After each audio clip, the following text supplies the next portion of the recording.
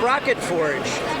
Ethan, would you mind telling us how to play this game? Absolutely. So Sprocketforge is an engine building resource management game. You are going to be playing as an artificer who is trying to ascend to the rank of the Grand Artificer of the city of Sprocketforge. So the general goal of the game here is you've got your factory board, which represents your magical factory. You have enchantments set in these gears. So that is how you're going to be producing mana to complete orders for your customers. So on your turn, you can choose to either produce, plan, or petition.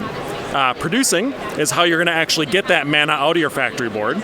Planning is how you're going to get more orders from the market. And petitioning is how you are going to the houses of Sprocketforge up here and kind of schmoozing for special abilities and more victory points and stuff like that. So let's say we want to produce on this turn. Okay.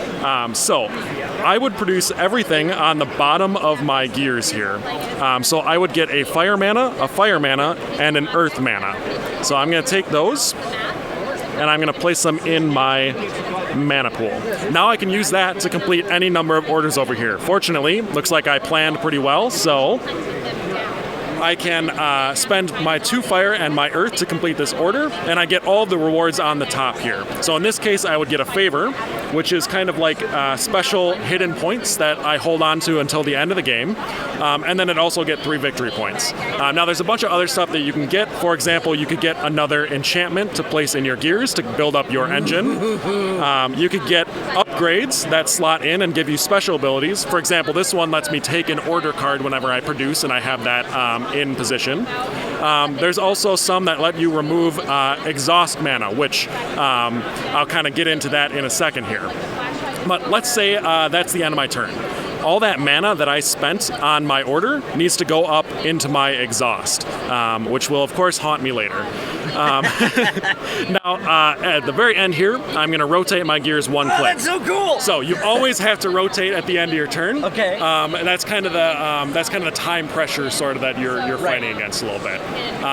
Now, the exhaust. That is important because the houses of Sprocketforge here will only work with you depending on how much pollution you are producing. Oh, okay. So you can see there are 3 different levels in your exhaust. Those correspond to the different colors of the houses of Sprocketforge here.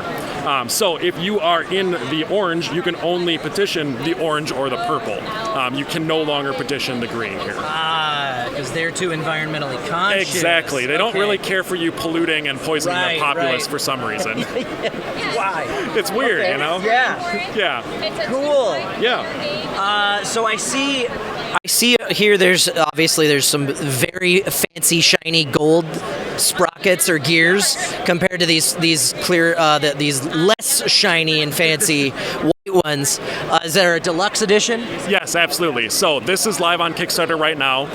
We will be live until the 15th of August. And so the base game comes with the plastic mold, injection molded gears. You can upgrade to get the nice metallic gears if you want.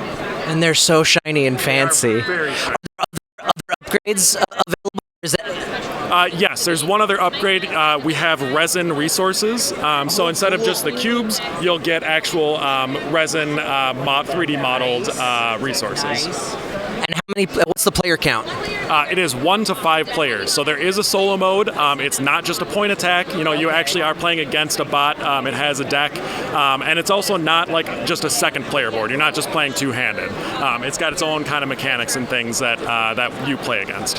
Very, very cool. Well, thank you so much for taking the time to show us how to play this, Ethan. I'm looking forward to seeing it on Kickstarter. Yeah, thank you so much for stopping by. Yeah.